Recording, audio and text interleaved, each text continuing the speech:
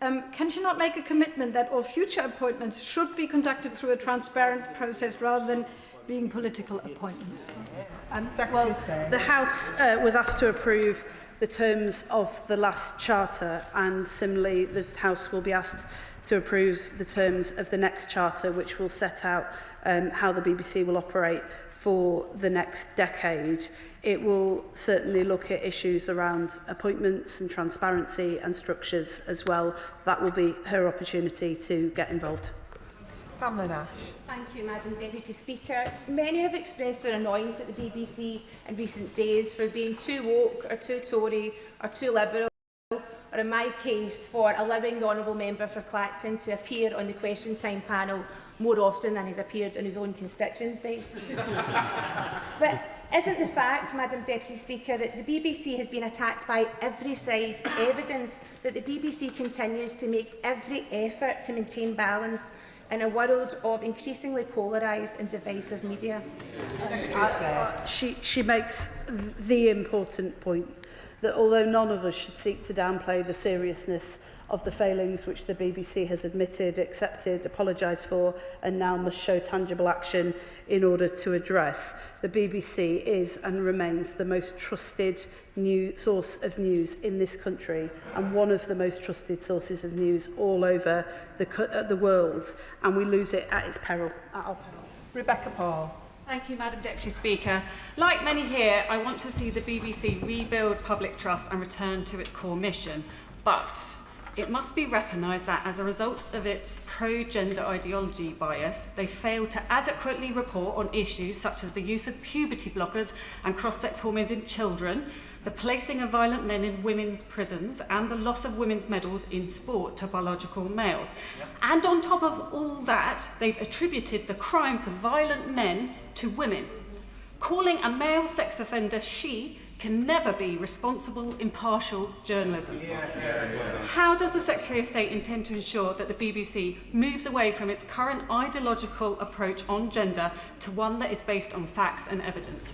Secretary of State. Well, I'll just gently say to the Honourable Lady that she wants the BBC to return to its core mission, but that is deeply contested, as you could just hear in this House. I don't believe that it is the role of elected politicians to tell any broadcaster what they can and can't produce, what they can and can't say, or to get involved in the minutiae of editorial decisions. I do think it is the right and proper role of this House to make sure that editorial standards are robust, they are thorough, they are well thought through, and they're applied consistently. That's what this government has been seeking to uphold in the conversations that we've had with the BBC in recent weeks, and will continue to do so. Graham Morris. Thank you. These are indeed uncertain times for the BBC and for the people who work in it. Would the Secretary of State agree with me that it's important that we remember that the 2025 Reuters Institute Digital News Report found that the BBC remains the most trustworthy news brand in the UK, with 60% of respondents rating it highly for trust? And would the Secretary of State also agree that the BBC must respond to criticism in a considered and proportionate manner, carrying out investigations with regard to due process, and should not be subject to political interference, nor for that matter interference from commercial competitors? He's absolutely right to raise the point about trust. The BBC is one of the most trusted institutions, not just in our country but in the world. We seek to ensure that they uphold the highest standards because that is of such value and importance to all of us in the United Kingdom. And can I thank him for his words? Ben Lake. I was very pleased to hear the Secretary of State confirm that the nations and regions will form a very important part of the BBC Charter Review. And to that end, she will know, of course, that over 90% of S4C's funding is derived from the BBC licence fee. So can I ask her that in the process of the BBC Charter Review, the financial stability of S4C will be a key consideration for the government? Been very pleased to meet with the leadership at S4C after what's been a difficult time. This government reaffirms the importance of S4C to our national life, and I look forward to working with him as we start the Charter Review process to make sure that that continues. Matt Rodder. Thank you, Madam Deputy Speaker. Madam Deputy Speaker, staff at the former BBC monitoring station in Caversham in my constituency played a vital role over many years monitoring broadcasts from around the world, and indeed they broke a number of important news stories over the years, including the Iranian Revolution, only possible because of the public service model and the dedication of the staff and their skills. Could I, whilst I welcome the Secretary of State's statement today, could I ask her to say a few words of thanks to the staff of the BBC for their continued work and its vital role as a public institution? Yes, you'll have heard the comments that I made earlier in response to my honourable friend. I want to commend those many BBC staff, particularly those who put themselves in danger in order to report fearlessly from parts of the world where that is not possible. Recently, I came to this dispatch box to pay tribute to all of those journalists operating in Gaza in particular, where the loss of life has been without precedent. We owe them a great debt of thanks, and I'd like to place that on record today. Sir Roger Gale. Thank you, Madam Deputy Speaker. It's a very long time since I was taught to edit tape with a Chinograph pencil and a razor blade. But the fundamental principle remains the same. You don't change the sense of what somebody has said, ever. Those who have read the transcript of Trump's speech and then compared it with the Panorama edit know full well that that programme was a travesty of journalism and deeply dishonest. And it also represented a desperate lack of editorial control. But, Madam Deputy Speaker, I part company now with some of my colleagues. I believe, and I still believe, that the overwhelming majority of the journalists employed by the BBC, and for the record, those employed by independent television and Sky News, work fearlessly, faithfully, and honestly to deliver the truth. And where those are working overseas, as has been said, with great courage also. And I hope the Secretary of State, therefore, will resist, with all her power, the calls of those on both sides of this House and outside it, who would seek to destroy what is one of the jewels in our national crown. Secretary of State. I'm happy to give him that assurance. Joe Morris. Thank you, Madam Deputy Speaker, and can I echo solidarity with BBC journalists that's been expressed across the House. Can the Secretary of State assure myself and other members that measures will be taken in the forthcoming Charter Review to ensure that all political appointments to the BBC Board are made with full public scrutiny and that such appointees will not be involved in any editorial capacity in the future in order to protect the integrity, credibility and independence of the most important bastion of public service broadcasting in Britain and beyond? Can I thank the honourable member for his words, and can I also thank members across this House for the tone of this debate. I know that the failings of the BBC editorial process in recent days are something that all members feel very strongly about, but it is a credit to this House that we can have a sensible and measured debate about the actions that are needed to address it. Sian Berry.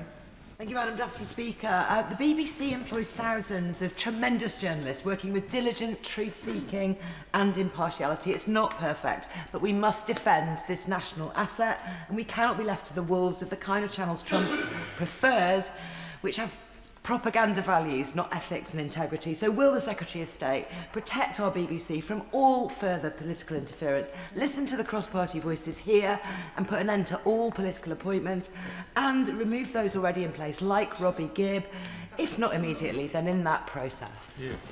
She'll have heard my comments to other honourable members about the appointments process, and the Charter Review offers this whole House the opportunity to look again at how those appointments are made and which roles exist. In relation to the points that she makes about the BBC and the environment in which it's operating, this is something that we as a government are particularly concerned about. The blurring of news and fact with opinion and polemic, and therefore the inability of viewers to turn on their TV screens and understand what it is that they're watching. I've raised with the Select Committee previously my concerns about politicians presenting news on programmes that are not necessarily deemed news programmes. as politicians, we are required to have an opinion and a point of view. That is very different from presenting impartial facts, and it's something that this government is looking to address. Alex Mayer. Thank you, Madam Deputy Speaker. The BBC is unique and special and ours. And yes, it's absolutely a part of the national conversation. But importantly, it's also a part of the regional and local conversation. I have fantastic local journalists in my patch on 3 Counties Radio and on Look East. And what's special is that if you have a local story that a local journalist has gone out to find, it can so quickly get onto the national stage because of our BBC. Would the Secretary of State assure me that in the forthcoming Charter Review, she will take very seriously the issue of local news coverage to make sure that that is protected and enhanced? Secretary of State. I'm happy to give her that assurance. We're looking both at the charter process and how we can help to support and defend local news through the work that the BBC does, but also she will know that this government is developing a local news strategy to help our local newspapers to be able to survive and thrive in an era in which they face significant pressure. And she's absolutely right to say that this is not just about reflecting the whole nation, although that is an essential role that local news plays. It's also often the training ground for some of our most talented journalists who would otherwise not get those opportunities, and so we're determined to strengthen and protect it. Sir Julian Lewis.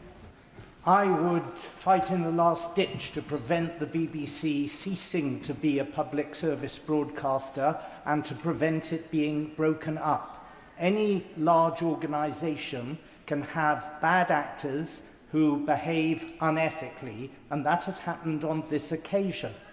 But it does the BBC no service when people parrot the line that the person responsible for this crisis is not the idiot who tampered with Donald Trump's quote, but a former Tory spin doctor, one of 13 members of the board who allegedly influenced other members of the board to somehow provoke this present crisis. The crisis has nothing to do with Robbie Gibb. It has something to do with a mindset that on the front page of today's Guardian has the whole thing about Robbie Gibb and relegates the fact that $1 billion lawsuit may be taken out by Donald Trump against the BBC to a tiny paragraph at the end of the article on page 2. If you want to know what's wrong with some bits of the BBC, read The Guardian today.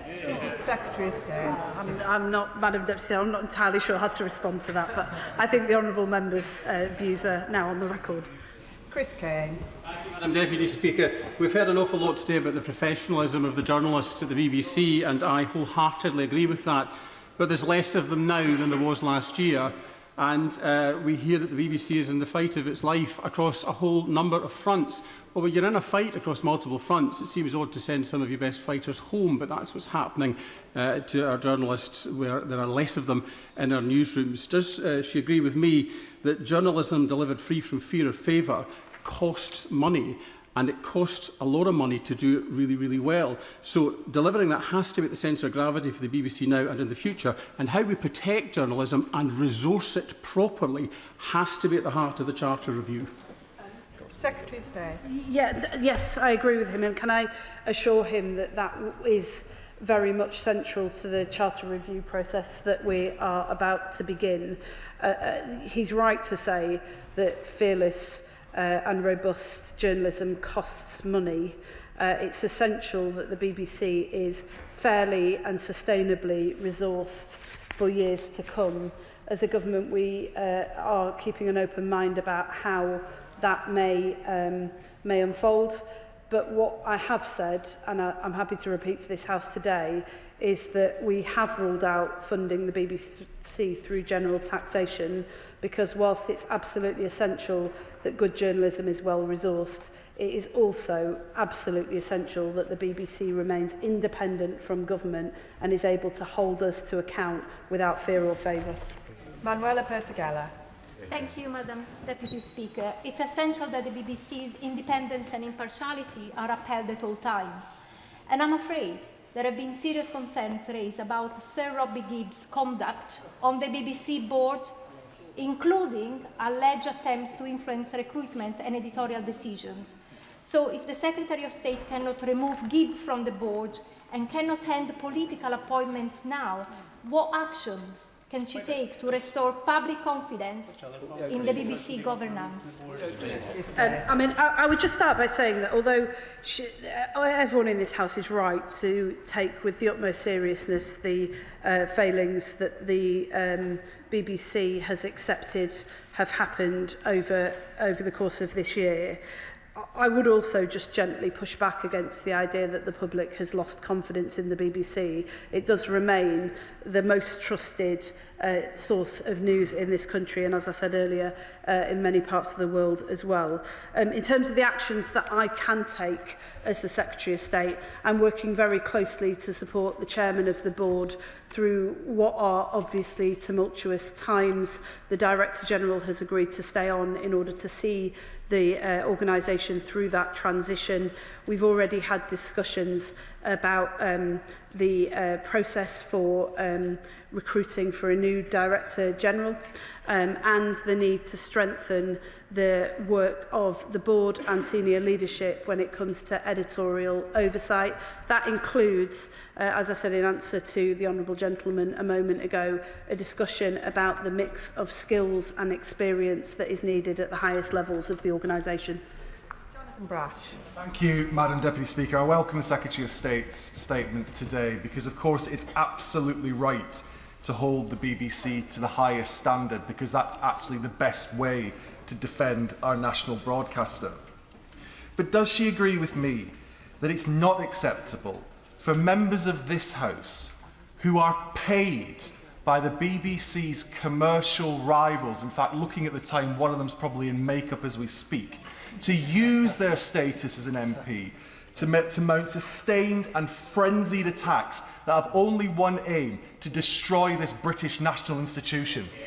Secretary of State. Well, as I said to the House earlier, there is a difference between the absolutely legitimate and right and proper role of members of this House to raise serious concerns about the decisions that have been made at the BBC over recent months and the response to them. There is a difference between that and a sustained attack on an institution that has stood at the centre of public life for over a century and belongs to us all. Jim Shannon. Thank you, Madam Deputy Speaker. Can I thank the Secretary of State very much for her answers in the statement. It has been clear over years that there's been a bias in the BBC. I have concerns over the last 12 months on at least 4 topics. BBC bias against Brexit, BBC bias against my party, the DUP, elected representatives back home in Northern Ireland who refused to engage with the BBC, BBC bias for Gaza against Israel, BBC bias against Free Iran government in exile, with the BBC promoting the son of a former dictator. My goodness me, it's quite unbelievable. 2 people have resigned, but the canker of editorial control is still there. So, Secretary of State, the question I have today is just when will it end? Is this just a pause, or is this the end? Thank you. Secretary of State. Well, can I reassure him that, as somebody who has shared my frustrations with some of the failures at the BBC over the last 16 months and my frustrations about the response at times, that I have felt very much throughout this process that there is a recognition of the seriousness of this at the highest levels of the BBC. And in the conversations that I've had with senior leadership in the institution, there is also a discussion and a consideration of what wider changes need to be made in order to maintain and uphold the highest standards going forwards. He asked when will it end. I think the answer to that has to be now. Jim Dixon. Thank you, Madam Deputy Speaker, and can I welcome the statement from the Secretary of State, particularly her strong support for the BBC as an institution that belongs to us all. Does she agree with me that, as she noted, with the BBC regularly rated worldwide as one of the most trusted news sources globally, that a strong BBC not only acts as a bulwark locally and in this country against misinformation, but also across other parts of the world, critical parts of the world, where there are very few other trusted news sources, and that in delivering services to those parts of the world, those services must be properly funded as well. Secretary of State. I do agree with him, and it's not lost on anyone in this House that at a time when other countries who don't necessarily have the UK's best interests at heart are investing heavily in state-funded propaganda, it's essential that the BBC continues to be a light on the hill for people in times of darkness. David Mundell. I've long been a champion of the BBC as a UK national institution, but at the last Charter review I did raise my concerns about the prevalence of a metropolitan elite at the heart of the BBC, not just at UK level but in Scotland, who don't always convey that they understand or indeed respect rural or older constituents like my own. So will the Secretary of State confirm that an outcome of this Charter review will be that in order to preserve the BBC as a national institution, it will convey that understanding of people right across the UK, wherever they live? I can and I will, and I do share his view that the story of the whole nation has to be told, and the best way to ensure that it is told is to ensure that all of us are involved in telling it, not just some. So when we look at the Charter review, there will be a particular focus on our nations and regions. I've said previously that although I absolutely commend the work that the BBC has done, they've been leaders in this field at moving jobs, programming and skills out of London. What I want to see is a shift in commissioning power so that in every nation and region, we decide the story that we tell about ourselves to ourselves as a nation. John Slinger. Thank you, Madam Deputy Speaker. We should be rigorous in holding the BBC to account, especially when it makes mistakes. But does my right honourable friend agree that some of those who jump on any infraction with glee may have ulterior motives? And does she further agree that the BBC is a beacon of fearless, impartial journalism here and abroad, and that as misinformation and disinformation grow, as attempts to attack media outlets by those suspicious of its values are on the rise, the BBC is needed more than ever? I agree with him about the centrality of the BBC to our public life, and all of us in this House, I think, should be rightly seeking to ensure that the BBC upholds the highest standards whilst defending, protecting it as an institution and considering together how we can ensure that it stands at the centre of our public life for many more decades to come. Sir Alex Shelbrooke. Thank you, Madam Deputy Speaker. I was pleased to hear the government last week announce that in the education curriculum they're going to be tackling fake news and what that's about. And I always say to children when I go to the schools about how you can trust journalism is, can you sue the person who wrote it? So I actually welcome the writ that's coming from America. I hope it can be sorted out, but I welcome that writ purely to say that if something's wrong, you can do it.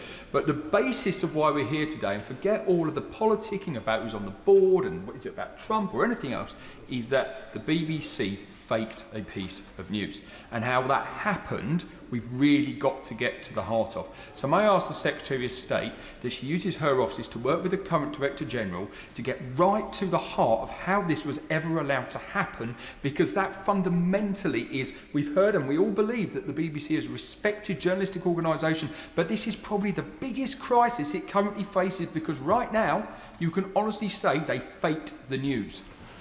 Secretary of State. Well, he asks if I'll use the office that I hold to ensure that we get to the bottom of this and that there's full transparency. I will, of course, do that, and I think the whole House will also be grateful to the Honourable Member, the Chair of the Select Committee, for taking action quickly to make sure that that account is open to the public and transparent as well. Gregory Campbell. Deputy Speaker, sometimes there is a case of the Westminster bubble when assessing things like the BBC and then the real world outside. Some of us in Northern Ireland have been pressing the BBC for many, many years to be more transparent, to be more independent, to be more impartial. So this latest debacle is but one in a long line. And we're not talking about light entertainment or drama. No one questions that, and that by and large gets a green light from most people. It is news and current affairs. And there's no point in people distracting by introducing a conspiracy within the BBC board. Is now not the time for an opportunity to start afresh with a transformed BBC service to give us an impartial news service that many of us have demanded for years? Secretary of State. Well, the Charter Review will provide us with an opportunity to do just that. Dr Andrew Merrison. Speaker, why does the Minister think that the national leadership of the BBC has spent hundreds of thousands of pounds of licence fee payers' money resisting attempts to get the publication of the Biden report in 2004? And does she suspect, like I do, that it might be because the conclusions drawn 20 years ago very similar to the conclusions that have been made apparent in the now leaked Michael Prescott report, particularly around a culture that makes it possible for it to be okay to doctor and distort the facts in order to suit a pre-formed agenda? Well, I think that's a question for the BBC, but when the editorial members of the editorial committee appear before the Select Committee, I'm sure that is something that the committee will rightly challenge them on. Al Pinkerton. Thank you, Madam Deputy Speaker. Earlier this year, as part of the Armed Forces Parliamentary Scheme, I had the great privilege of visiting the 77th Brigade, the Russian anti-disinformation brigade of the British Army, down in Newbury. And what they told us there, from the experts who are on the front line of the information wars, is that the British population, every single day, are being subjected to thousands and tens of thousands of messages designed to seed distrust between government and citizen, to break our belief in our institutions. The United Kingdom is in an incredibly privileged position in that we have a state broadcaster that provides us with something that might resemble a national culture. If we were to lose that, we would be feeding the forces that stand against us. Does the Secretary of State agree with me, or does the Minister agree with me, that the BBC provides a vital connection to our past? It unifies us together, and as well as being a source of education, information and entertainment, it's also a great source of national resilience. Secretary of State. I agree with him, and I think if the BBC didn't exist in the times that we live in, we'd be seeking to invent it. Peter Fortune. Thank you, Madam Deputy Speaker. Just to touch on something that the Secretary of State alluded to earlier, one of the vital services that the BBC provides is supporting local media, an industry that I worked in for 10 years. And they do this through their local democracy reporting scheme, and it helps to bring forward the next generation of journalists and reporters. So would she agree with me that it is imperative, therefore, that the BBC win back the trust and the discipline and the culture of impartiality, so that this can be inculcated into the next generation of journalists, so that they can report without fear or favour? Secretary of State. I do agree with him, and that's why this government will also resist attacks on the institution itself from members across this whole House who voiced those in recent days. The local democracy reporting service that he talks about is a vital part of our local democracy. It also helps to create the next generation of journalists who might not otherwise have opportunities to work in journalism and have the opportunity to tell the stories that matter so much to all of us across this House. Annalise Midgley. Thank you, Madam Deputy Speaker. Robbie Gibb, faithful or traitor? Secretary of State. Perhaps the Honourable Lady and I can hear her views about that over a few drinks later on. Sammy Wilson. Madam Deputy Speaker. The fact of the matter is, this is not just about manipulating the speech of a president who the BBC clearly detest. There were other allegations made about promoting Hamas propaganda, about producing fake stories about race bias, about censoring people who were gender critical, and promoting stories, one-sided view of climate change and a whole range of other issues. And what has been the response of the BBC? To roll out the lefty lovies to try and justify their position and then indicate that they were victims of some right-wing coup? Does a response not show that this body, which has fabricated the news, misused its monopoly and hidden behind the protection of politicians in this House, far too cowardly to take them on over the years, does this not show that this body is not capable of change? And like many millions across the United Kingdom, I object to paying for this. And I hope that in the review, the Minister will decide that there should be no more enforced taxation. Secretary of State. Well, it won't surprise him to learn that I don't agree with that, and I don't share his characterisation of an institution that plays a vital role in this country. I just gently say to him, I don't think most people do either, and whilst I'm sure the public have been extremely concerned about the very serious failings that have been accepted this week by the BBC, it still remains the most trusted source of news in this country. I would also just say to all members of this House that there's been a lot of discussion today about individuals and individuals who are held to be responsible for all of the problems at the BBC, whether they're individuals who serve on the board or individuals who serve as senior executives. My assessment of the failures that have been admitted over recent years is that they stem from not an institutional bias, but a need to have sufficient rigour and oversight at the top of the organisation that is applied consistently across the board. That is something that I know the chairman of the BBC is seeking to achieve, and as a government we stand ready to support them in that. Pam Cox.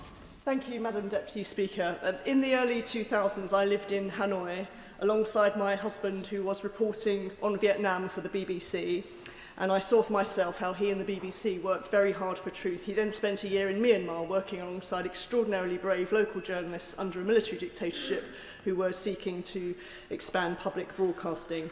So does the Secretary of State agree with me that the BBC's trusted journalism is one of our strongest defences against disinformation, both at home and abroad? Secretary of State. I do agree with her, and I'd also like to pay tribute to the work that BBC Verify does in helping to empower our citizens to be able to navigate a very difficult news environment. Rupert Lowe. Thank you, Madam Deputy Speaker. Auntie is definitively a monopoly. When Mr Reith, for good reason, wrote into the Charter that she should inform, educate and entertain with complete impartiality, he did it for good reason. This recent disgusting episode with this Panorama programme, where we've undermined our relationship probably with our greatest ally, is just the tip of the iceberg. So would the Minister agree with me that now is the time to responsibly defund this monopoly? And if she doesn't agree with that, would she agree it's time for root and branch reform, with a view to ensuring that, in the same way that she's done with football club boards, we see people who are actually forced to pay for this service represented across the country on the board of the BBC? Secretary of State. Well, it won't surprise him to learn that I strongly disagree with him on the first point. On the latter point, the issue of public accountability to the public is something that my honourable friend raised a moment ago, and is something that we've been thinking about with the senior leadership of the BBC and others as we approach the Charter review, and it's certainly something that I'd be happy to discuss with him. Carla Lockhart. Thank you, Madam Deputy Speaker. Last week we learned that the BBC upheld a complaint about their presenter Martine Croxall. Her alleged issue was that she correctly changed the wording of pregnant people to women. This is a scientific fact. Somehow the BBC found her eye roll as conveying a personal view. Madam Deputy Speaker, there are two genders, male and female, and one of those genders can become pregnant women. This is the view of the Supreme Court. Would the Secretary of State therefore ensure that the BBC leadership abide by the court ruling, and would she agree that their lefty, woke agenda is certainly not in step with the majority of right-thinking people who want common sense at the core of broadcasting. I don't agree with her characterisation of the BBC, and it is not, I'm sure most members would agree with me, that it is not for the Secretary of State to start writing editorial guidelines for the BBC on the floor of the House of Commons. My job is, though, to work with the senior leadership to make sure that they have the right structures and people in place so that they have well thought through, easily understood and consistent editorial guidelines of the highest standard that are applied consistently and don't leave presenters and journalists struggling to interpret them. Can I thank the Secretary of State for her answer? Point of order, Anna Sabine. Thank you, Madam Deputy Speaker. I would just like to seek clarification on something. I think during the course of this debate, it's possible that the Secretary of State has given the impression that she doesn't have the power to remove BBC board members, whereas in fact the BBC Charter empowers her to remove anyone who is unable, unfit or unwilling to perform the functions of a member, and I seek your guidance about how to take this forward. Can I thank the honourable member for her point of order? She will be aware that she had 2 minutes during the course of the urgent question to raise that, but I can see the Secretary of State wishes to respond. Secretary of State. I would just like to make clear that I said to this House consistently, there is a very high legal threshold that must be met in order for board members to be removed. That is set out by the terms of the Charter, and as such, I am unable to take the actions that a number of members of this House requested. Point of order, Graham Downey. Thank you very much, Madam Deputy Speaker. Last week, the member for Newark published a juvenile and shameful AI-edited videos of proceedings in this chamber. I've written to Mr Speaker about this matter and whether or not it's a breach of the terms and conditions of Parliament TV, which explicitly prohibit the altering of video or audio recording in any way. And I hope that I trust that is being fully investigated. More broadly, however, Madam Deputy Speaker, I am deeply concerned that while this video was obviously edited, the use of generative AI is fast evolving, and I believe this House must protect both itself and our wider democratic system by drawing a firm line in the sand. Attempts to edit words, gravitas and the responsibility of this place when members speak in this chamber is not acceptable, is disrespectful to colleagues and moreover an affront to democracy itself. Can I ask you, Madam Deputy Speaker, what sanctions can currently be imposed on members of this House to deter and prevent this type of behaviour? And if they are not currently adequate, what more can be done to ensure our democracy is protected better in the future from this use of AI technology? And I understand the member for Leighton and Wanstead wanted to raise a similar point of order. Calvin Bailey.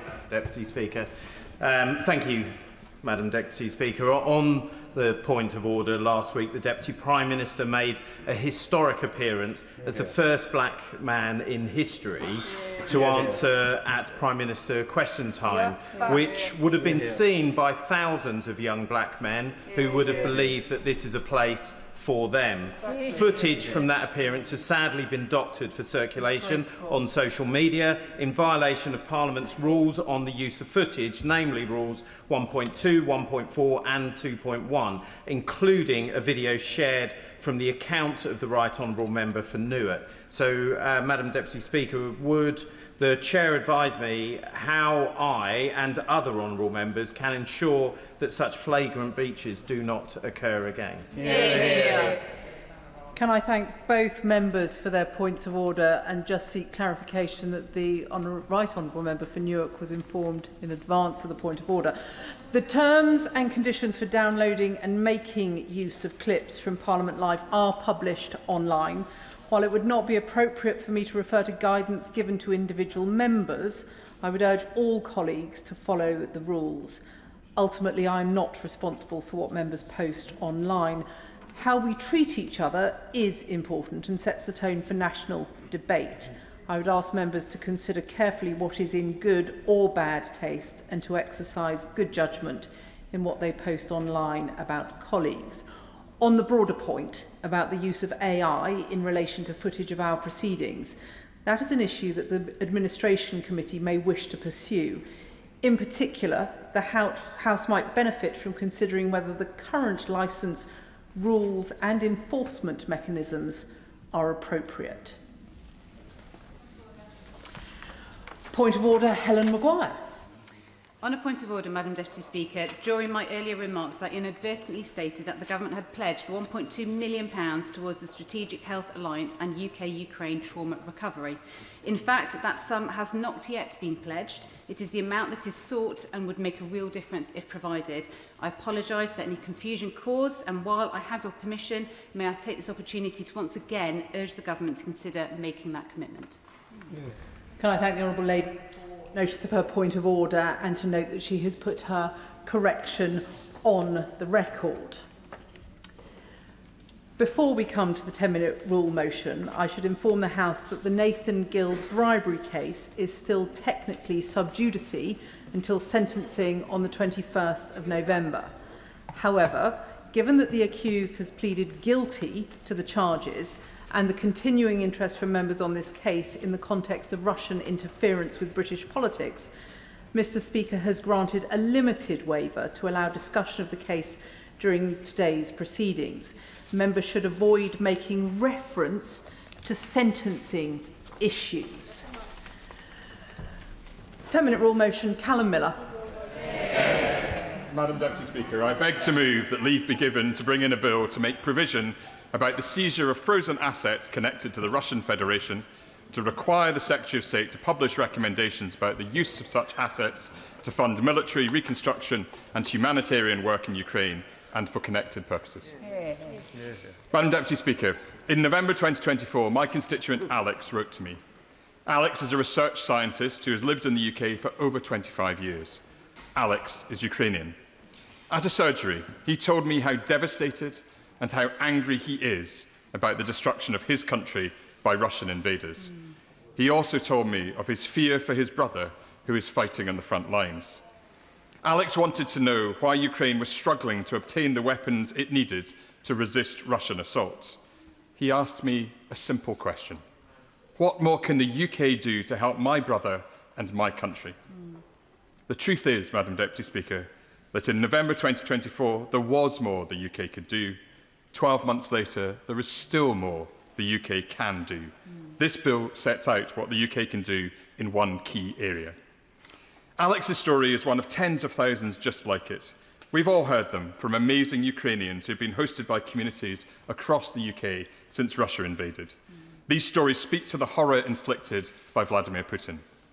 The UN estimates that over 50,000 Ukrainian citizens have become casualties of Putin's war machine, including over 2,300 children wounded and over 700 killed.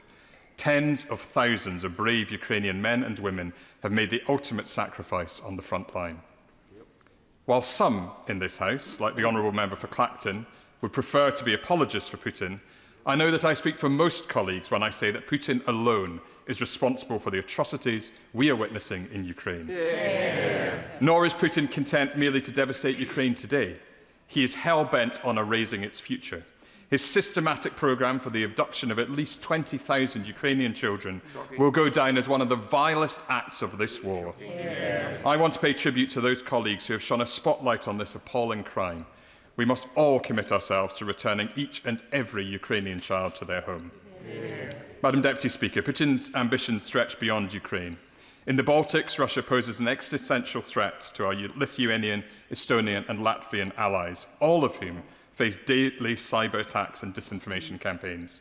In the Caucasus, Putin's cronies and the Georgian Dream Party have cracked down violently on democracy activists, while the Kremlin's insidious efforts to distort elections in Moldova and Romania are well documented. Putin also wages a campaign of sabotage and cyber war across the rest of Europe, including here at home. Confirmation over the weekend that the RAF will now be deployed to defend Belgian airspace against Russian drone threats speaks to the collective nature of the threat we face. Putin's imperial ambitions are extensive. That is why we must be unwavering in our support to the Ukrainian people. The UK has stood shoulder to shoulder with Ukraine since the full-scale invasion. It was led by all three Prime Ministers in the previous government and has been sustained by the present government. Across that time with support from nearly all parties in this House, and we should be proud of that legacy. In providing weapons, equipment and fighter pilot training, we have helped keep Ukraine in the fight. Our leadership in G7 efforts to crack down on Russian oil revenues has been vital in cutting Putin's profits. although Liberal Democrats continue to call on the government to go further to ensure that no actors in the UK economy can facilitate the sale of Russian gas. We are also pushing the government to explain why over £30 million worth of Russian planes were imported to the UK last year. Madam Deputy Speaker, Britain's contribution has been crucial, but we cannot rest on those laurels. Rather, we must double down on our support. Last month, Ukraine's Defence Minister Denis Shmyhal laid out the challenge. He estimated that Ukraine will need to spend $120 billion on defence in 2026, of which Ukraine itself can cover half. That leaves a $60 billion hole which Ukraine's allies have a duty to help fill. For many months, Liberal Democrats have called on the government to fund Ukraine's defence through seizing frozen Russian assets across the UK. The most recent estimates suggest that £300 billion worth of Russian assets are frozen across G7 countries, which includes close to £30 billion here in the UK. Seizing the UK-based assets could allow us to fill half of the projected deficit in Ukraine's required defence spend for next year, while ensuring that Putin and his cronies are the ones who pay. We could help turbocharge Ukraine's deep strike capabilities whilst bolstering the supply of air defence systems. In short, we could provide Ukraine with a vital new lifeline of support. So we find ourselves today at a critical point. Ukraine's need for finance is urgent. The UK's efforts to move the G7 and particularly EU allies have not yet resulted in success.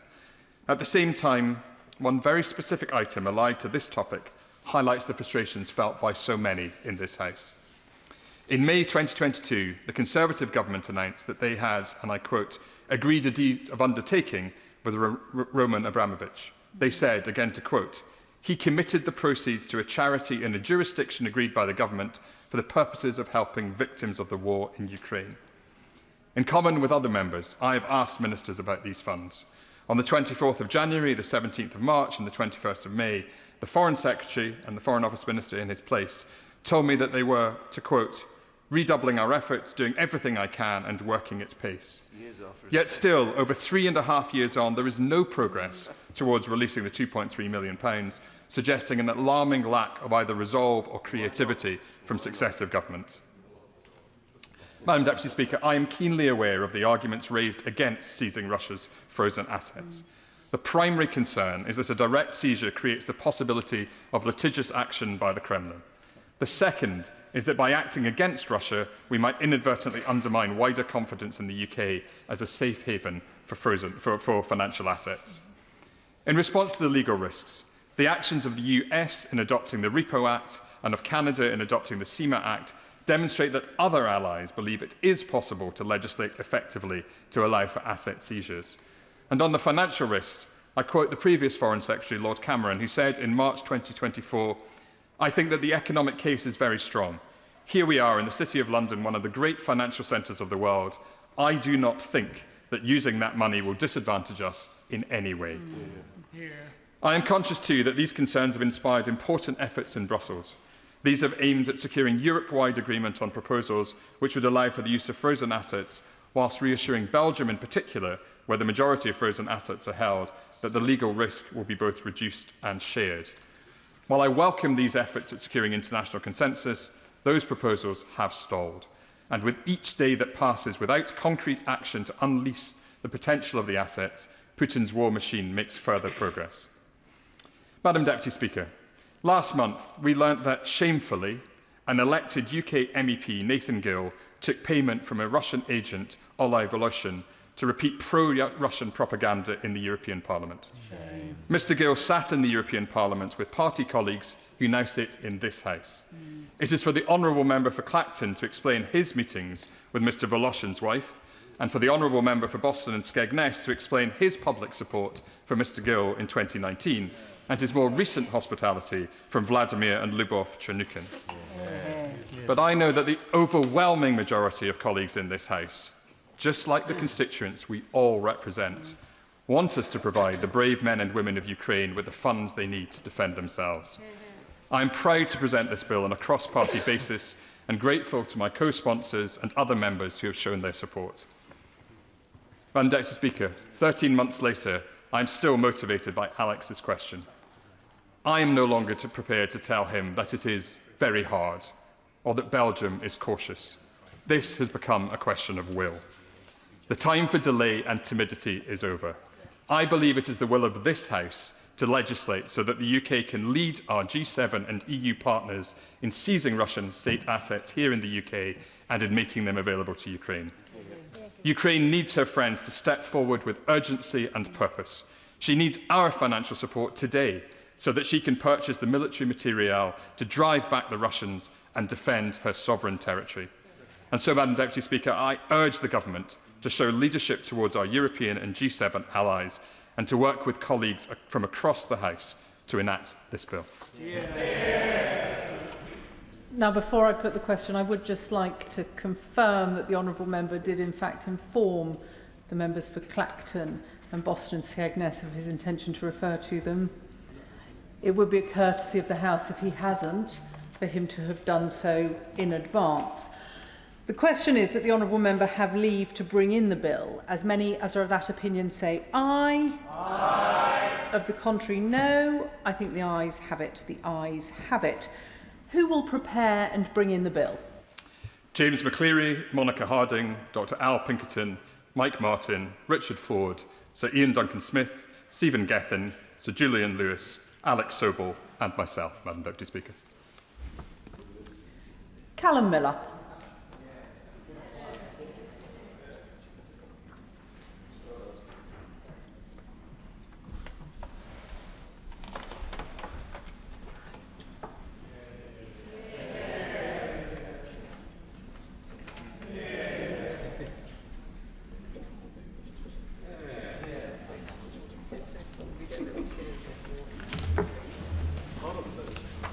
Russian frozen assets, seizure and aid to Ukraine bill.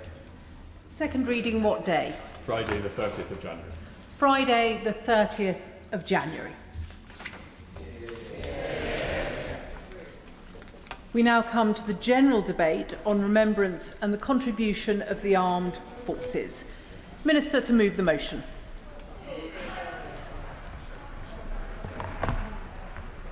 I beg to move this House has considered remembrance and the contribution of the armed forces.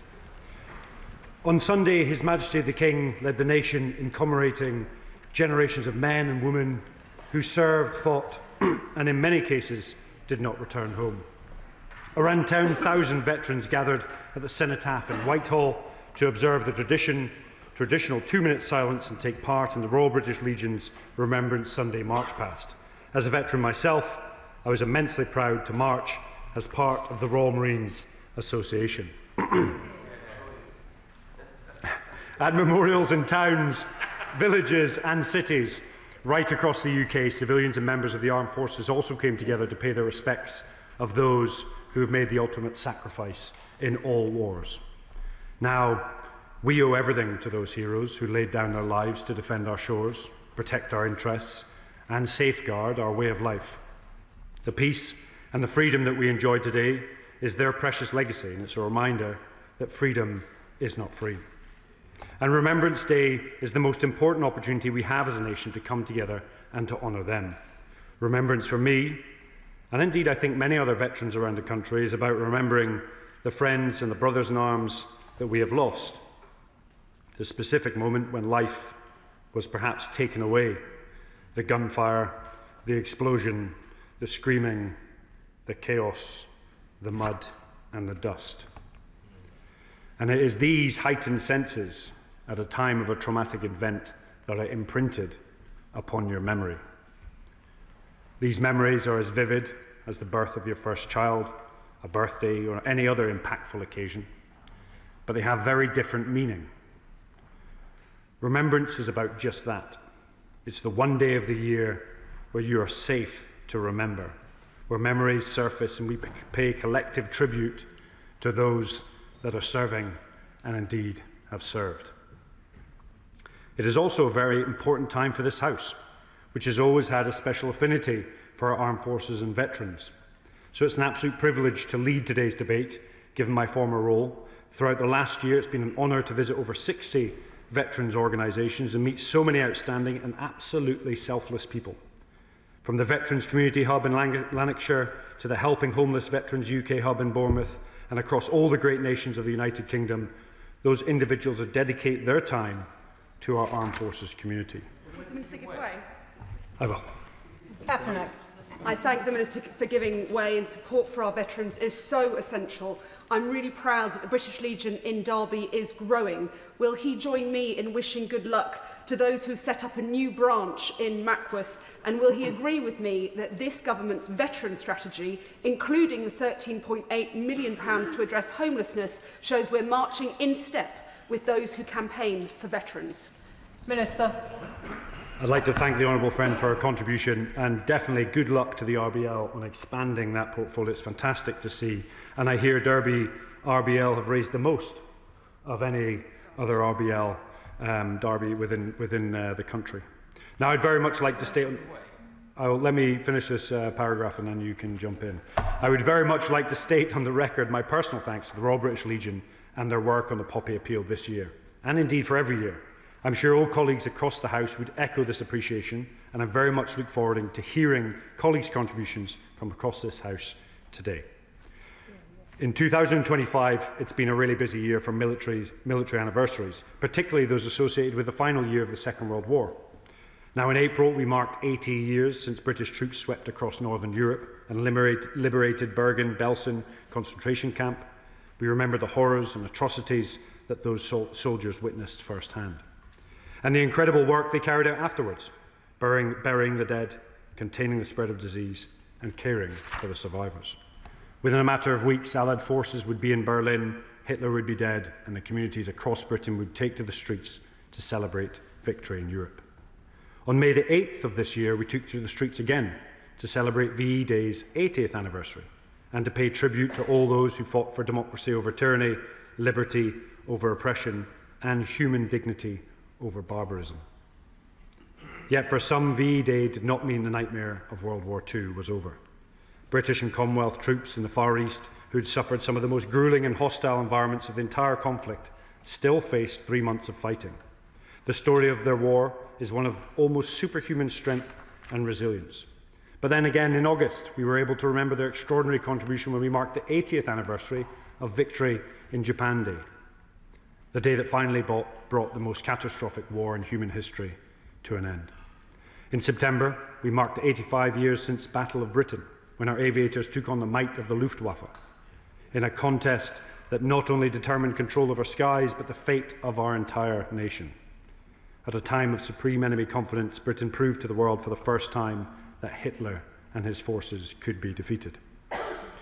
Now, after such an important year for commemorations, today, Remembrance Day 2025 is a moment of profound national reflection and indeed gratitude, as we remember all those who served and indeed all those who have fallen. As we remember the conflicts gone by, the 107th anniversary of the 1918 armistice, which we remember those who fought in the Great War, those who served in the Korean War, which began 75 years ago, those who fought in Northern Ireland, the Falklands, Iraq, Afghanistan, and elsewhere across the globe. Also those Commonwealth troops who made such a huge contribution to both world wars and other conflicts, and those who serve today and continue to uphold the values of courage, duty, professionalism, and indeed compassion, which have long distinguished British armed forces. And just as our forefathers fought for democracy, freedom, and the right to self-determination, so do, in the East, do our Ukrainian allies. So let us remember the heroism that Ukraine and Ukrainians are delivering today. Pitched in a battle of national survival, their war is no less bloody than that of World War II. And when we think about that conflict, it's worth recognizing that the Russians have taken more casualties in that conflict than the Americans took in the entire Second World War. It gives you a statistical feel for the pain and suffering that conflict is caused by Putin's war of aggression. So as we remember, we pay homage to all those fighting for the same values and ethics that we hold dear. And I'd also like to thank the many thousands of people from civilian and military backgrounds who have worked so hard to organise what were fantastic commemorations. Defence ministers have travelled the length and breadth of the UK on both sides of the benches, ministerial and opposition, whether it be the Royal Irish Regiment's annual Remembrance Service in Belfast, whether it be the Field of Remembrance in Cardiff, the Scottish National Remembrance Sunday event, the Remembering Afghanistan events at the National Memorial Arboretum, or indeed the War Widows Association annual service at the Cenotaph, and many, many others. These are just a tiny fraction of the many events up and down the country which have been possible by the tireless work of our armed forces and thousands of people in local communities. When the last survey was undertaken in 2018, it showed that 28,115 members of the Army alone attended Remembrance Day, parades at over 620 different events. And if not similar, it was probably more this year. Events are also being held worldwide, from where UK officials joined commemorations at the Jalgava Commonwealth War Graves site, to Senegal, where colleagues held an act of remembrance at the Bel Air Cemetery in Dakar. And as we discuss the role that our armed forces play in remembrance today, we must also consider the remarkable work that serving personnel perform all year round, educating young people about the history of defence, deterrence and warfare, promoting awareness and raising funds through charities, including through the Royal British Legion's incredible Poppy Appeal, and working with the Commonwealth War Graves Commission to maintain military graves to the highest possible standard all around the world. Today we thank them for their outstanding contribution. I will. I'm very grateful to the Minister for giving way, and I won't take it personally in the interest of peace and togetherness that he chose the East Midlands over the West Midlands earlier. Madam Deputy Speaker, he should know better. But can I just thank the Minister, being from the West Midlands, but can I thank the Minister for his reference to young people, and will he join me in thanking all those young people I was with today at the Cenotaph in Newcastle Lyme this morning, from local schools who had their homemade poppies and wreaths, in whose hands our future and our commitment to democracy and to peace lie. And it is no more important responsibility on us as adults, as it were, to make sure that they are part of bringing our country together. I'd like to thank the honourable friend for what is a really poignant contribution, and thank those in Newcastle under Lyme for making sure that awareness about the sacrifice is spread not just across the adult population but across the youth today. I always say that navies, armies, air forces don't win wars, industries, economies and societies do, and making sure society never forgets the past is absolutely critical. I'm very grateful to the Minister. Can I say that there is no more appropriate member of this House to be introducing this debate today than the honourable gentleman with his distinguished record. I think I represent more generals than any other honourable or right honourable member of this House. He will have seen that 9 four-star officers wrote to the Times today, and they are concerned. They're concerned about the Northern Ireland Troubles Bill and the legal activism that it is likely to encourage.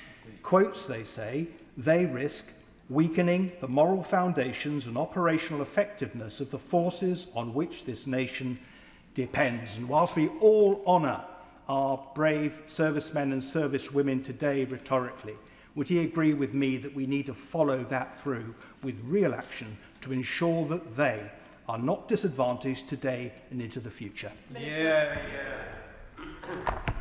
The honourable member makes an interesting point, and I want to be clear and concise. Today of all days is a day of remembrance. I don't think it's about political point scoring.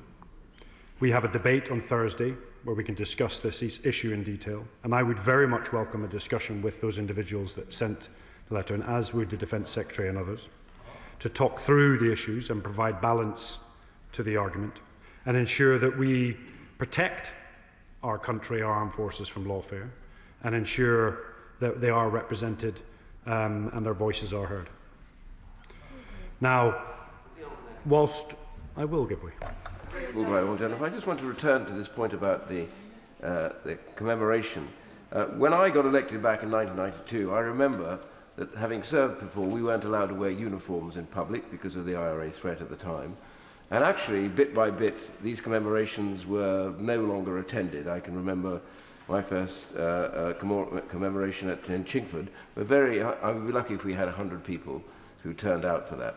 Can I say to them how that has been reversed? One good example, on Sunday in my constituency at the memorial in Chingford, nearly 2,000 people turned up to commemorate those who have fallen and those who went before. Isn't that a very good example of how we the next generation understands it sometimes better than my generation did. What a welcome intervention. I was stewed with the veterans during the Cenotaph March Past, and it always astounds me that when you're stewed there with 10,000 people, and as the guns fire, there is complete silence in one of the busiest capitals in the world. And it's a sombre but hugely humble experience. And it's an absolute pleasure for me to see and hear all of the amazing stories of almost every constituency standing together, united around this great nation to celebrate those individuals that have served, are serving, and of course their families and the bereaved. So thank you for that intervention.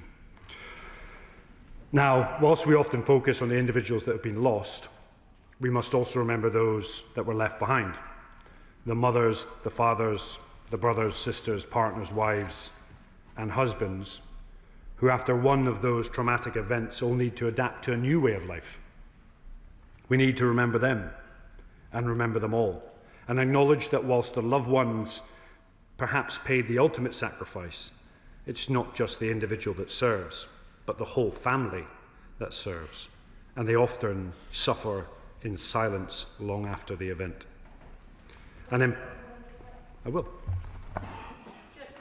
I thank the right honourable gentleman for giving way, and he's right to acknowledge not just the veterans but those that have loved them. And today my son had the privilege of reading names at our local cenotaph of those that were killed in World War II. And also of my best friend, who was a Royal Marine, who died in 2012 in Afghanistan. And it was an incredibly proud moment for me that my son got to read his name and remember the sacrifice that those that have loved and lost made for us to live our lives. So thank you to the Minister for acknowledging those that have loved and lost.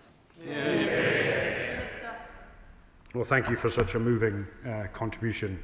And may I say, in jest, you have a very good choice of best friends.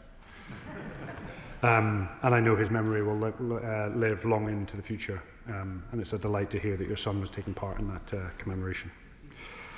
Now, importantly, we must look after bereaved children.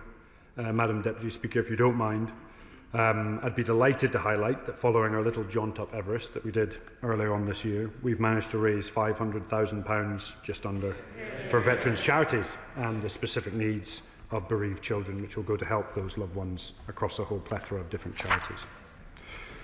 Now, we show our eternal gratitude too for those families which have cared for members of our armed forces after returning from service, those who often bear the physical and mental scars of the conflicts that they've experienced. And I think the reason that this year's World War II commemorations were especially poignant was because they were likely the last major events to feature veterans from the war in any great numbers.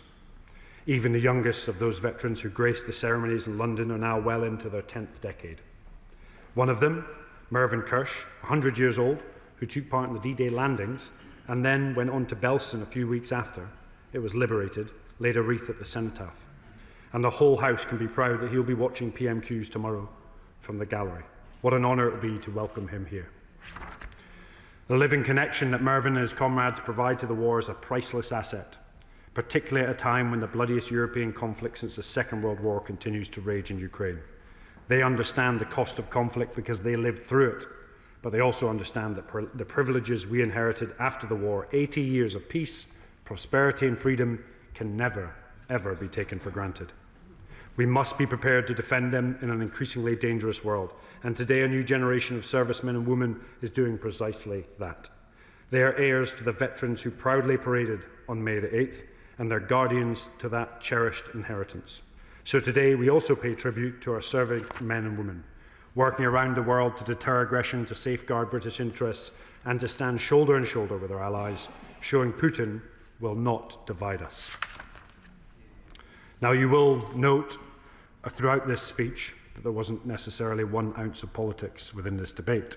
That could be called political naivety, but I call it a deep-found respect for those that have served and continue to serve, and welcome a debate and conversation on Thursday.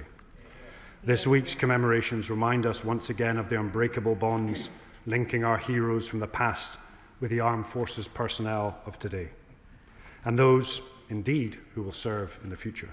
On that point, I will.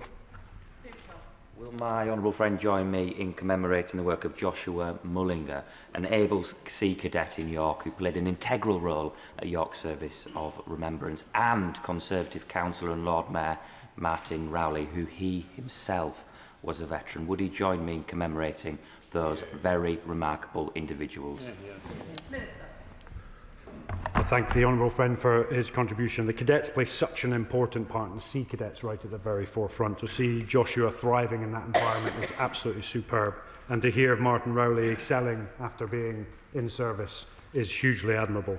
I'd like to thank him for his service in particular.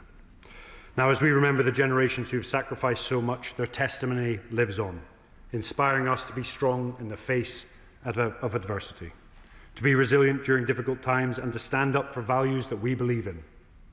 That's the way we'll remember our military heroes best, and that's how we'll ensure their priceless legacy of peace and freedom will endure. The question is that this House has considered remembrance and the contribution of the armed forces. Shadow Minister Mark Francois. Thank you, Madam Deputy Speaker. It's also a privilege to open this debate for Her Majesty's opposition on the 11th of November, Armistice Day, a date on which the nation pauses and gives thanks for the sacrifice of our armed forces so that we can still live in a free country. It's a pleasure to follow on from the Minister for the Armed Forces, and I wish to endorse his comments about the value of our armed forces and the vital role that they play in the nation's contribution to remembrance. We all thank them for their service. The Minister rightfully also paid tribute to the operational role of our armed forces, who remain as vigilant as ever around the clock, keeping us safe in the 21st century. Nevertheless, perhaps you'll forgive me if in my contribution this evening I too also take something of a historical perspective on the vital role our armed forces have played in the defence of our nation down the years. I was privileged to attend the Royal British Legion Festival of Remembrance last Saturday evening, which remains as moving an occasion as when I first attended as an MOD minister over a decade ago. I should like to pay tribute this evening to the extremely valuable role that the Royal British Legion plays, both in shaping our whole concept of remembrance and also in supporting our veterans, some 2 million or so of whom are still living today. As well as the national commemorations, also including at the Cenotaph, the Royal British Legion, often supported by local armed forces personnel, also play a vital role in organising services at community level in all of our constituencies, up and down the length and breadth of the United Kingdom. While in my experience every community tends to do remembrance slightly differently to account for local circumstances, each ceremony has common elements with which we're all familiar. The emotive playing of the last post, the 2-minute silence, and usually also the famous epitaph from the 2nd Infantry Division Memorial, universally known as the Keim epitaph, with those famous and stirring words: "When you go home, tell them of us and say, for your tomorrow, we gave our today." The Battle of Kohima, brilliantly described in Field Marshal the Viscount Slim's 1956 book, Defeat into Victory, arguably one of the best books ever written on the whole concept of generalship, was a classic example of a dogged defence by British and, crucially, also Commonwealth forces in stopping the attempted Japanese advance into India in mid-1944. Indeed, the dogged, stubborn defence, often against superior odds, is a recurrent feature of British military tradition. Be it the English archers at Agincourt, the Great Siege of Gibraltar, Wellington's army at Waterloo, the 24th Foot at Rorke's Drift, which saw the most Victoria Crosses, 11, ever awarded in a single action, the few of fighter command in the Battle of Britain, to whom the Minister also referred, the Royal Navy escorting the Atlantic convoys, or the glorious Gloucesters at the Imjin River in Korea, and many more besides, including more recently in the Middle East. There are, of course, many comparable examples from the First World War, not least the stand of the British Expeditionary Force at Mons or the subsequent First Battle of Ypres. For anyone who has stood at the Menin Gate, when the buglers of the Ypres Fire Brigade play the last post, as it swirls around that famous arch, it is a truly moving and emotive ceremony to behold. Nevertheless, yes, of course. He's mentioned Bill Slim, who many who know his history will say was probably the greatest Allied general of the war. Brilliant what he achieved with next to nothing. But there was something very special about the 14th Army, which comes out in other accounts, and I don't know if he agrees with me, that apart from just fighting, the reality was that there were Indian members of the 14th and also British members. They served in the same slit trenches. They ran to aid each other, regardless of race or anything else. They delivered for each other. That was the most remarkable bit about the story of the 14th, was it didn't matter who you were, where you came from, you were as one against the tyranny of the Japanese. I completely agree with my right honourable and gallant friend. The history of 14th Army is a proud one. It was a marvellous amalgam under a brilliant leader of people from countries and races around the entire Commonwealth who fought with one common aim, which was for freedom. They were sometimes called the Forgotten Army. They are not forgotten tonight. But I want to recall that after the horrors of the trenches and an understandable aversion to war in the 1920s, with Britain exhausted both financially and emotionally by the horrors of the Great War, the government of the day introduced what came to be known as the 10-year rule. This was not just the policy of the War Office or the Admiralty, as they then were, but was a pan-Whitehall edict, the essence of which was that Britain would not have to fight another major war for at least 10 years. This key planning assumption became the centrepiece of British strategic theory, and, with strong endorsement from the Treasury, the 10-year rule soon became a rolling one, extended on an annual basis. Given that no war was expected for at least a decade, this allowed for major economies in the financing of the armed forces and associated running down of all three services. As one example of how seriously the 10-year rule was taken and implemented, even Winston Churchill, in his time as Chancellor of the Exchequer in the 1920s, exerted pressure to cut back on his beloved Royal Navy, the same service he had fought tenaciously to expand as First Lord of the Admiralty barely a decade before. Indeed, as a mood of pacifism gripped the nation, in 1933, the same year in which Adolf Hitler became Chancellor of Germany, the earnest students of the Oxford Union, who are having their own problems at the moment, passed a motion by a majority of over 2-1 that this House will under no circumstances fight for its king and country.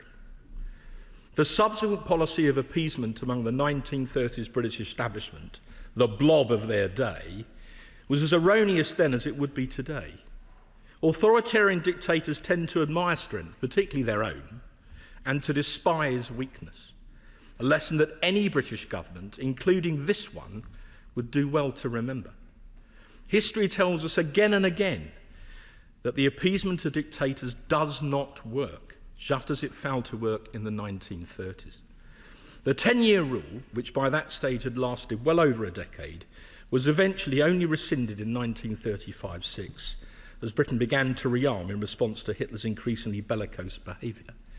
Nevertheless, that rearmament and comparable action by our allies was ultimately insufficient to deter what then became the Second World War, a brutal conflict in which over 50 million people died, far more even than had perished in the supposed war to end all wars some 2 decades before. I mention all this, Madam Deputy Speaker, not just because I studied history, then military history at university, but because if, as members of this House believe, as I have always believed, the ultimate goal of our armed forces is to save lives by deterring war and persuading any potential aggressor that they could not prevail, then even today we need to ask ourselves, all of us, regardless of party, the question whether or not we are doing enough to secure the peace by maintaining sufficiently strong armed forces to provide such a vital deterrent effect. As a historical fact, Twice in the last century, this country paid an immense cost in both blood and treasure to defeat militarism. Today, the threats are somewhat different, with a war on our doorstep in Europe following Russia's barbaric and illegal invasion of Ukraine. The Ukrainians are, in effect, now fighting for our freedom too, and we must back them to the hilt as a result. We also see a major rearmament by China. North Korea continues to develop even longer-range ICBMs, now with support from Russia, while Iran continues to exert malign influence across the Middle East, even after the successful American strike on its emerging nuclear capabilities. So the circumstances may have changed, but the principle remains exactly the same. We in the Western democracies cannot drop our guard against the growing powers of the 21st century autocracies, something those who fought in the Second World War would instinctively understand only too well. So whilst bearing in mind the Minister's caution, I was genuinely concerned to read one passage of the government's recent Strategic Defence Review, its seminal defence policy document, where on page 43, under the heading of Transforming UK Warfighting, the document states this: "This review charts a new era for defence, restoring the UK's ability to deter, fight and win with allies against states with advanced military forces by 2035. I say to the Minister, in all sincerity, there seems there to be an echo of the 10-year rule of the 1920s. Whilst there was a great deal of good in the SDR, not least the intention to speed up our highly bureaucratic procurement system, about which the Minister knows I've always held firm views, I nevertheless do worry, given increasing threats from Russia and now also from China, whether the Ministry of Defence today displays the genuine sense of urgency that is required to meet the challenges which we now all clearly face. Now, before I'm accused of selective quoting, within the same paragraph of the SDR, it does go on to say, this vision could be achieved more quickly, should circumstances demand it, and should more resources be made available. Notwithstanding those words, with much of the new money in the SDR unavailable for at least 2 years, and a multi-billion-pound programme of in-year efficiency savings now underway, I merely ask, have we really learned the lessons of the past century as well as we might? In conclusion, we in these islands have always, ultimately, been prepared to make great sacrifices to uphold the freedom of Europe, and indeed of the wider world itself. That's why, given our history, we should never forget that the first duty of government remains the defence of the realm. In response to the philosopher Edmund Burke's famous challenge that all that is necessary for the triumph of evil is that good men do nothing, twice in the last century, our own good men and women across the nation stood up to and defeated such evil. In a moment, with our armed forces in the lead, a sacrifice which we rightfully, solemnly remember each and every November, including in this House tonight. I'll gladly give one. Thank you, Shadow Minister. And while we're celebrating and remembering we talk of the greatest generation, we also have the ability tonight and the potential to build our young people into being the best generation. And perhaps maybe we should be focusing upon that as well, looking back but looking forward. I think the Minister said that. And I think what we must try and do as well is there is a generation of young people proud to be British, proud to stand against repression, proud to undertake to be inclusive. Would the Honourable Gentleman agree that's what we need to build for? As a young person myself, Madam Deputy Speaker, having recently turned 60, I would like to say in all seriousness that I too, at the remembrance services that I was at this weekend, I'm sure like many honourable members and right honourable members across the House, was really struck by the number of young people, people from the Cubs and the Scouts, the Brownies and others who attended those services and often participated and laid tributes and wreaths and crosses of their own. I took great heart from that, and I believe there is hope yet. I wish to conclude, but I would just say there would be no greater betrayal of the sacrifices that we have been debating this evening than if we, as a House, with all the other matters that we have to consider, somehow became so distracted or complacent that we failed to act with sufficient clarity of purpose and determination to deter a future major conflict, perhaps even a global one, from breaking out again in our lifetimes. Or to put it perhaps another way, we must now conduct ourselves in our today in such a way as to never risk the security of our tomorrow. With that sincere warning, I pay tribute to our valiant armed forces, both past and present, and everything they do, day in and day out, to keep us and our country safe and free, lest we forget. Before I call the Chair of the Defence Select Committee, there will be a 5-minute time limit imposed after the Liberal Democrats spokesperson. Tamanjit Singh Desi. Thank you very much, Madam Deputy Speaker. And as Chair, on behalf of the whole House of Commons Defence Committee, I want to express our deepest gratitude to all those who have served our country